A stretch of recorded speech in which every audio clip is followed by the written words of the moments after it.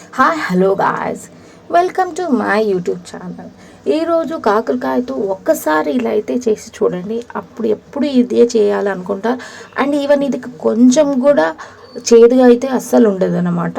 First అయితే మనం కాకరకాయని బాగా పీల్ చేసుకొని ఇలా అన్నీ ఒక సైజెస్లో కట్ చేసుకొని పెట్టుకోవాలన్నమాట.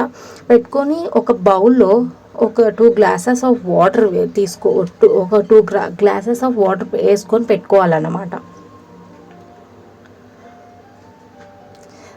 అన్ని ముందు కట్ చేసుకొని పెట్టుకున్న కాకరకాయని అన్నీ వేసుకొని దీంట్లో పసుపు ఉప్పు వేసుకొని పెట్టేసుకోవాలి. మూత వేసుకొని పెట్టుకోవాలన్నమాట. బాగా బౌల్ అవుతుంది. బౌల్ అయిన తర్వాత ఇప్పుడు అప్పుడే కలర్ చేంజ్ అవుతుంది అండ్ కొంచెం సాఫ్ట్గా అవుతుంది. అప్పుడు ఒక స్టెయిన్ చేసుకొని పెట్టుకోవాలన్నమాట. కొంచెం చల్లారాలన్నమాట. ఇది ఒక ప్యాన్లో 2 స్పూన్స్ ఆఫ్ ఆయిల్ వేసుకొని దాంట్లో ఆవాలు జీలకర్ర అండ్ కరివేపాకు వేసుకొని ముందు మనం బౌల్ చేసుకొని ఏదైతే పెట్టుకుంటామో దాన్ని బాగా పిండుకోవాలన్నమాట. పిండుకుంటే ఇలా అవుతాయి. దాంట్లో వాటర్ కంటెంట్ అంతా పోతే ఇలా అవుతుంది అన్నమాట.